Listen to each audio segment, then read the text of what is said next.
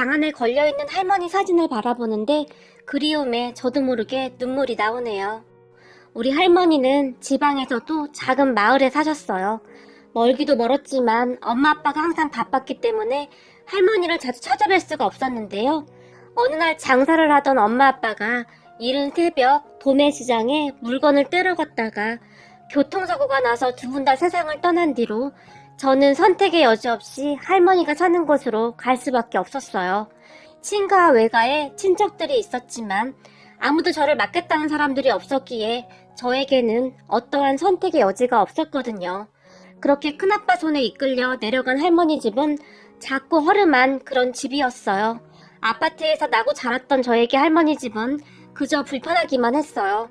거기다 할머니와도 자주 만나거나 그런 적이 없었기에 서먹서먹하기도 했고 아직은 어리기만 했던 제 입에 맞는 음식도 없었고요. 그동안은 엄마가 제 반찬을 따로 챙겨줄 정도로 엄청 신경을 써주셨기에 할머니 집에 내려가 한동안은 밥도 잘 못 먹었어요. 그렇게 밥도 잘 못 먹고 비실비실대는 저를 보며 할머니가 어디서 구해왔는지 해물 하나 구워주셨는데 그때 밥을 2공기나 먹었던 기억이 있네요. 우리 할머니는 참 좋은 분이셨어요. 혼자가 된 저를 어떻게든 보살피기 위해 정말 많은 노력을 하셨거든요. 저를 홀로 키워야 했던 할머니는 시장에서 장사를 시작하셨는데요. 동네에 아는 분이 시장 한 귀퉁이에 자리를 내어주셔서 그곳에서 장사를 시작하셨어요. 장사라고 하기에 그랬던 것이 밭에서 키운 오이, 호박, 그리고 직접 캐온 산나물 등을 팔았거든요. 그런데 그런 할머니에게는 치명적인 문제가 있었는데요. 할머니는 계산을 잘 못하셨어요. 그러니까 야채나 나물 등을 팔고 돈을 받고 거스름돈을 돌려줘야 하는데 그런 것에 어려움이 있었던 것이죠. 그래서 제가 할머니 옆에 쪼그리고 앉아서 계산을 해준 적도 많은데요. 그래도 동네 분들이 참 좋으신 분들이라 할머니가 2,000원이요? 라고 말을 하시면 5,000원짜리 지폐를 내신 분이 할머니 1,000원짜리 2장만 주시면 돼요 라고 말을 하며 거스름돈을 조금씩 덜 받으며 도움을 주신 분들이 참 많았어요. 왜냐하면 주변 분들이 할머니와 손자가 열심히 사는 모습에 다들 걱정해주며 마음 아파하고 있었거든요. 그런 분들 때문에 할머니는 적어도 장사하면서 손해본 적이 많진 않았을 것이라는 생각이 듭니다. 그러던 어느 날 제가 할머니 옆에 앉아 있었는데 어떤 아줌마 한 분이 10,000원짜리를 내고 6,000원어치를 샀어요. 그래서 제가 거스름돈 4,000원을 드리려고 했는데 할머니 2,000원만 주세요. 아줌마가 할머니에게 말을 했고 옆에 있던 제가 그런 아줌마를 보며 거스름돈을 정확히 계산해서 드렸지만 이건 이따 가다가 과자 사 먹어? 아줌마가 보기엔 니네 할머니가 파는 야채가 여기서 제일 신선하고 제일 좋은데 돈을 너무 적게 받으시더라? 라고 웃으며 말하기도 했어요. 할머니와 저는 그러한 작은 관심 덕에 큰 도움을 받으며 살았어요. 이게 정말 별거 아닌 것 같지만 그때 당시 우리에게는 이러한 관심과 사랑이 큰 힘이 되었답니다. 무엇보다도 제가 세상을 바르게 살아갈 수 있게 한 힘이 되기도 했습니다. 그 뒤에도 많은 분들의 도움으로 할머니와 저는 어려운 환경 속에서도 나름 꿋꿋이 살고 있었어요. 그러던 어느 날 제가 그날도 할머니를 따라 장사하는 곳에 갔는데요. 할머니 옆에서 장사하던 한 아줌마가 저기 할머니 손자도 같이 있는데 오늘은 가서 손자랑 식사하고 오세요. 할머니 없는 동안 제가 장사 봐드릴게요. 할머니에게 말을 했고 아니요 마음은 고맙지만 괜찮소. 할머니가 조용히 거절을 했어요. 그런 할머니를 보며 아유 할머니는 괜찮은데 할머니 손자가 안타까워서 그렇죠. 요 앞 모퉁이 돌아가면 맛있는 짜장면집 있으니까 한 그릇 먹이고 오세요. 아줌마가 계속해서 할머니를 설득했어요. 그런 아줌마의 말에 할머니가 저를 빤히 바라보더니 배고프지? 우리 이 앞에 가서 짜장면 한 그릇 먹을까나? 제게 물었어요. 그런 할머니에게 할머니는 칼국수 좋아하잖아. 할머니 좋아하는 칼국수 먹자. 나도 이제 칼국수 엄청 잘 먹어. 제가 할머니를 바라보며 활짝 웃었는데요. 그때쯤 저는 아무 음식이나 정말 잘 먹게 되었거든요. 편식 그런 것도 전혀 없었고 할머니와 먹는 음식은 그냥 다 맛있었어요. 그중 할머니가 해주던 시래기 된장무침이 지금도 너무너무 먹고 싶은 음식 중에 하나예요. 눈물이 날 정도로 말이죠. 그렇게 칼국수를 먹자는 제 말에 할머니가 아이고 우리 강아지가 이 할미 생각했어. 어쩜 이리도 예쁠까나. 근데 오늘은 이 할미도 짜장면이 먹고 싶구나. 그 순간 할머니의 눈에 눈물이 촉촉히 맺혀 있었어요. 그리고 저는 그 순간이 평생토록 잊혀지지가 않네요. 시장 한기퉁이에서 할머니와 손을 잡고 신나게 걸어가던 모습이 마치 영화의 한 장면처럼 가끔 꿈에 나올 정도로 말이죠. 그렇게 우리는 옆에 아줌마에게 잠시 장사를 부탁하며 그럼 잠깐만 부탁 좀 하겠소. 냉큼 먹고 오리다. 할머니가 그 아줌마에게 부탁을 했어요. 그렇게 우리가 짜장면을 한 그릇씩 먹고 다시 돌아왔는데 우리가 오자마자 옆에서 장사하던 그 아줌마가 일이 있다고 장사를 끝마치고 일찍 갔는데요. 멀리서 그 모습을 지켜보던 생선을 팔던 아저씨가 할머니, 내가 저 여자한테 맡기지 말라고 했잖아요. 아까도 저 여자가 돈을 몰래 빼가는 것 같던데 안타까운 듯이 말을 했어요. 내가 돈이 많은 것도 아니고 가져가면 얼마나 가져간다고 내 돈을 가져가겠어요. 아닐 거 왜다. 걱정해줘서 고맙구려. 할머니가 그냥 웃고 말았는데요. 그런 할머니를 보던 아저씨가 그냥 벼룩에 간을 빼먹지. 아주 나쁜 여편네 같으니라고 중얼거렸는데 문득 저와 눈이 마주친 아저씨가 꼬마야, 할머니 옆에 있던 그 여편네 조심하거라. 아주 못된 여편네라고 시장에 소문이 자자하단다. 제게 당부를 했어요. 그리고 전 아저씨의 말대로 그 다음부터 할머니 옆에서 장사를 하는 아줌마를 유심히 바라봤는데요. 생선가게 아저씨 말대로 우리 할머니가 바쁜 틈을 타서 그 아줌마가 몰래 돈을 가져가는 듯 했어요. 그 모습을 보며 제가 화가 날 대로 났는데요. 우리 할머니 앞에서 환하게 웃으면서 뒤에서는 5,000원짜리, 1,000원짜리 돈을 몰래 챙기고 있었거든요. 그렇게 제가 몇 날 며칠을 고민만 하다가 어느 날 학교가 끝난 뒤에 선생님에게 선생님, 남의 돈을 막 그냥 가져가면 어떻게 해야 해요? 라고 물었는데요. 뭐? 남의 돈을 막 가져가는 건 도둑인데? 그럼 경찰에 신고해야지. 왜? 누가 네 돈을 가져갔니? 선생님이 놀라서 물었어요. 그런 선생님에게 남의 돈을 그냥 막 가져가면 도둑인 게 맞는 거죠? 제가 다시 물었고. 그렇지. 그건 아주 나쁜 행동이란다. 경찰관 아저씨한테 아주 혼이 나야 해. 선생님이 큰 목소리로 말을 했어요. 선생님의 말을 들은 저는 그날 곧장 파출소로 갔는데요. 제가 파출소로 들어가자마자 경찰관이 놀라서 물었어요. 꼬마야, 어떻게 왔니? 한 경찰관 아저씨가 제 머리를 쓰다듬어 주며 말을 했어요. 그런 경찰관 아저씨에게 우리 선생님이 그러는데 남의 돈을 그냥 막 가져가면 경찰 아저씨한테 신고를 해야 한다고 했어요. 제가 또박또박 말을 했는데요. 제 말을 듣던 경찰관 아저씨가 뭐야? 누가 네 돈을 가져갔어? 누가? 라며 심각한 표정으로 물었어요. 아니요. 제 돈이 아니라 우리 할머니 돈이에요. 제가 다시 또박또박 말을 했고 네 할머니 돈을? 누가 가져갔는데? 경찰관이 다시 물었고 우리 할머니가 장사를 하는데 옆에서 장사하는 어떤 여편네가 가지고 갔어요. 순간 그 말이 제 입에서 툭 하고 튀어나왔는데요. 뭐? 여편네? 여편네라는 소리는 누구한테 들은 거니? 경찰관 아저씨가 새어나오는 웃음을 간신히 참으며 물었는데 시장에 우리 할머니 맞은편 생선가게 아저씨가 그랬어요. 그 여편네가 우리 할머니 돈을 몰래 가져간다고요. 벼룩을 빼먹을 여편네라고 했어요. 아직은 많이 어렸기에 제가 그리 말을 했다고 하는데요. 그래? 너도 본 거야? 확실한 거야? 제게 다시 물었어요. 아저씨, 우리 할머니가 밤에 무릎도 아프고 허리도 아프고 잠도 잘 못 자고 계속 끙끙거리는데 우리 할머니 엄청 불쌍해요. 우리 할머니 맨날 우리 강아지 키워야 하니까 아파도 일해야 해. 그런단 말이에요. 그런데 그 돈을 그 여편네가 가지고 가면 안 되잖아요. 우리 할머니도 찾아주세요. 우리 할머니 병원도 잘 못 가는데 우리 할머니 돈을 가지고 가는 말이에요. 그 순간 경찰관 아저씨가 그런 제 눈을 뚫어지라 바라봤다는데요. 제 눈에서 눈물이 뚝뚝 떨어지고 있었다고 하네요. 아직은 어렸던 저였지만 할머니가 힘들게 고생한다는 사실을 분명히 알고 있었다고 했는데 경찰관 아저씨는 그런 저를 모른 척 할 수가 없었답니다. 그냥 못 들은 척 지나쳐 버려도 큰 문제가 되지 않았을 텐데 그 경찰관 아저씨는 제 말을 자세히 듣고는 다 받아 적었어요. 그리고는 꼬마야, 너 이름이 뭐야? 제게 물었고 나는 김영준이에요. 그래 영준아, 그럼 아저씨가 내일 그 생선가게 아저씨를 만나보고 조사해볼게. 나쁜 짓을 한 그 여편네, 아니 그 아줌마가 나쁜 짓을 한 게 맞다며 아저씨가 꼭 잡을게. 라고 말을 하며 새끼손가락까지 걸고 약속을 했어요. 근데 아저씨한테 말했다고 하면 그 아줌마가 도망갈 수도 있으니까 이건 비밀이야.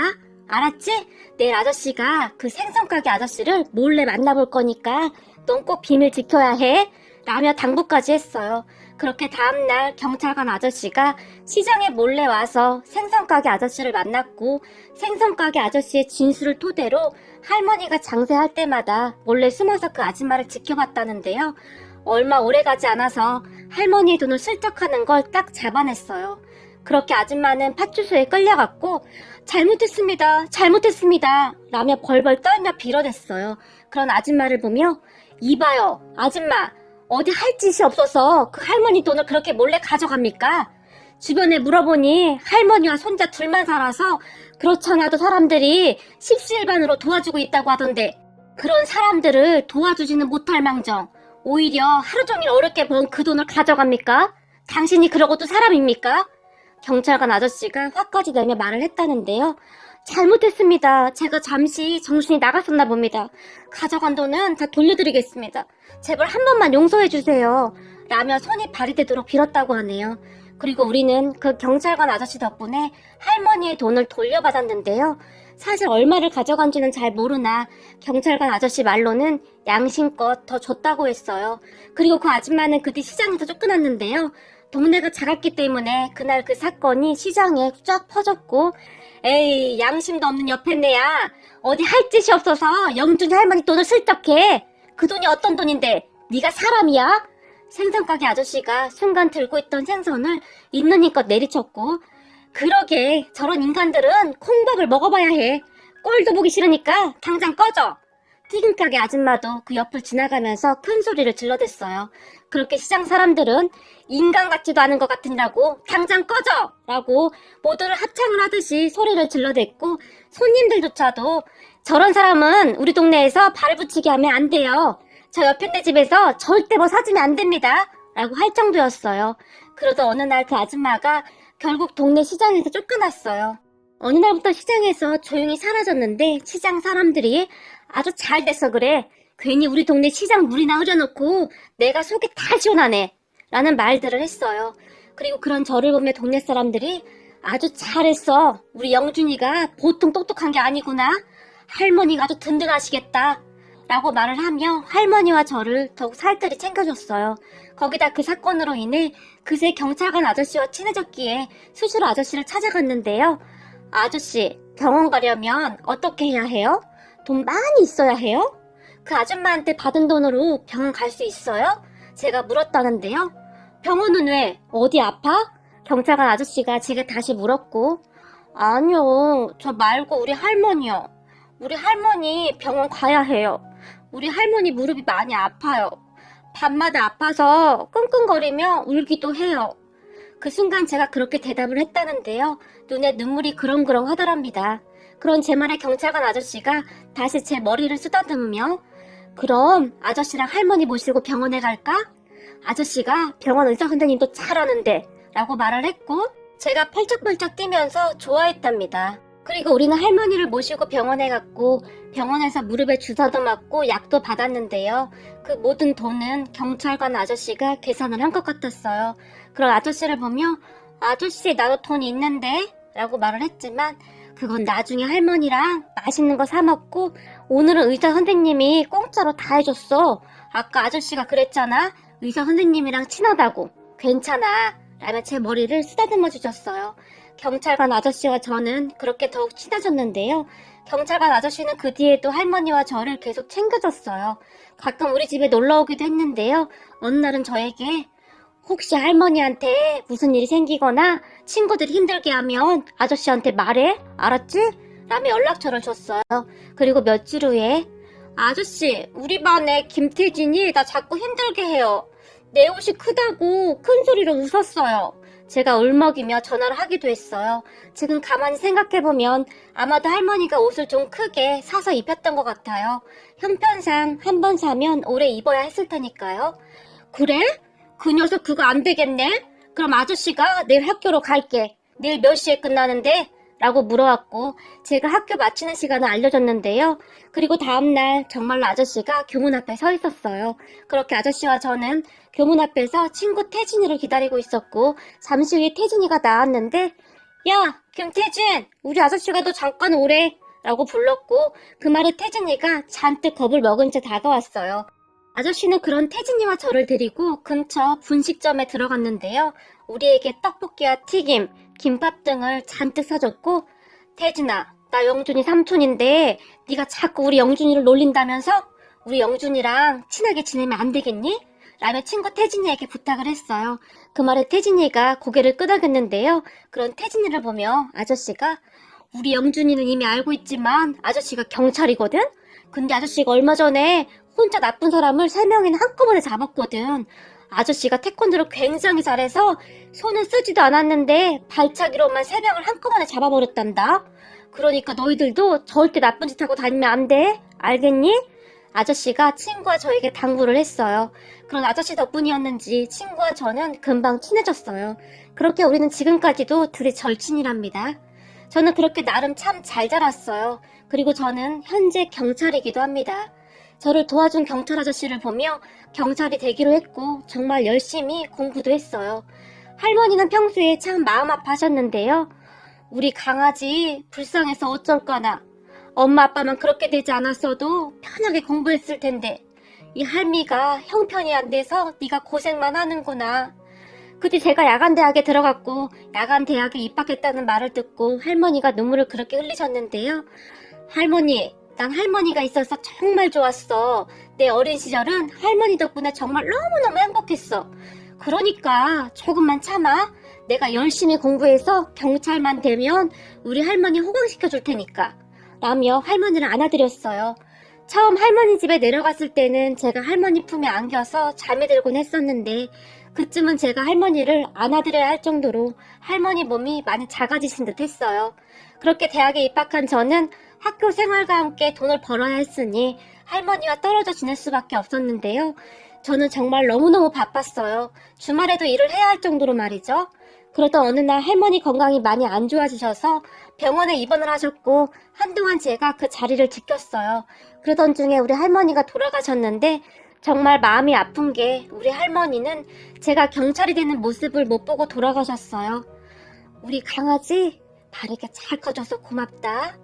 이 할미가 너 보는 재미로 한 세상 잘 살다 가는구나. 우리 강아지 밥 잘 챙겨 먹고 절대 굶으면 안 돼. 알겠냐?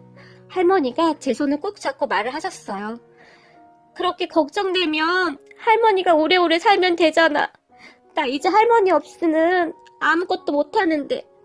할머니 빨리 일어나. 빨리 일어나서 나 밥 해줘야지. 순간 제 목소리가 떨리고 있었어요. 할머니가 그런 제 얼굴을 하염없이 쓰다듬어 주셨는데요. 우리 강아지 집에 가면 장판 밑에 우리 비물 금고 있잖니? 거기에 이 할미 비상금이 있을 거야. 그거 가지고 필요한데 써. 할머니가 눈물을 흘리며 간신히 말을 하셨어요. 장판 밑에 비밀 금고는 할머니와 저만 아는 장소였어요. 혹여나 나중에 친척들이 와서 가져갈까봐 걱정하시는 듯 했어요. 그런 할머니의 말에 저는 그만 오열하고 말았는데요. 할머니 맛있는 거 사 먹으라니까 또 안 먹고 아꼈구나. 우리 할머니 진짜 말 안 듣는다니까. 제가 다시 떨리는 목소리로 말을 했는데요. 이 할미는 너만 봐도 배가 불러. 너 좋아하는 짜장면도 먹고 탕수육도 먹어. 그렇게 좋아하던 탕수육 한 번을 제대로 못 사줬구나. 할머니가 제 얼굴을 하염없이 바라보며 말을 했어요. 그런 할머니의 말에 제 눈에서 눈물이 멈추질 않았어요. 그렇게 우리 할머니는 조용히 눈을 감았고 아빠 형제들이 와서 장례식을 치렀어요. 그리고 그곳에 아저씨, 그러니까 어린 시절부터 저를 도와줬던 경찰관 아저씨와 친구 태진이가 끝까지 함께 해줬어요. 제가 어른이 된 뒤에도 경찰관 아저씨와 태진이는 자주 만나곤 했으니까요. 그리고 그 뒤 저는 정말 어렵게 경찰이 되었고 경찰이 된 저를 축하해주러 경찰 아저씨와 태진이와 다시 만났던 어느 날 내가 이놈 이거 해낼 줄 알았다. 그 어린 것이 경찰서 문을 열고 들어서는데 눈빛이 보통 내기가 아니었어. 그 어린 시절 젊디 젊었던 경찰관 아저씨는 어느덧 중년이 되어 있었는데요. 그때 아저씨가 안 도와줬음 제 인생도 바뀌지 않았을 거예요. 정말 감사해요. 지금 생각해보면 다른 경찰이었다면 그냥 어린아이의 장난으로 듣고 말았을 텐데 아저씨는 안 그랬죠? 아저씨의 그 마음이 저를 바른 길로 이끌었던 거예요. 그때 생각이 나서 순간 제 목소리가 떨려왔는데요. 아니다. 다르게 잘 커져서 정말 고맙구나. 경찰관 아저씨도 목소리가 떨리고 있었어요. 아저씨는 누군가를 만날 때마다 우리들만의 추억 이야기를 항상 하시곤 했는데요. 그랬기에 한참도 더 지난 일이었지만 저는 그때의 모든 것들을 생생하게 기억할 수 있었고 말이죠. 100번, 1000번을 다시 들어도 질리지가 않는 우리들만의 추억 이야기였으니까요. 그리고 지금 이 순간 저를 이 자리에 있게 도와주신 시장 어르신들과 동네 분들에게 허리 숙여 감사 인사를 올립니다. 혹시 어디선가 제 이야기를 듣고 계신다면 어르신들의 따뜻한 말 한마디 한마디가 그리고 따뜻한 미소들이 지금의 저를 이 자리에 있게 했습니다. 정말 정말 감사드립니다. 어르신들의 은혜 절대 잊지 않고 저도 그대로 발풀면서 살아가겠습니다. 시간이 허락된다면 그 시장에서 다 같이 다시 만났으면 좋겠네요. 그리고 우리 할머니는 항상 내가 안타깝다고 했지만 내 인생에서 가장 행복했던 시간이 언제였냐 물어본다면 그건 할머니와 함께한 시간이었다고 망설임 없이 말할 수 있을 거야. 할머니, 보고 싶고 사랑해요.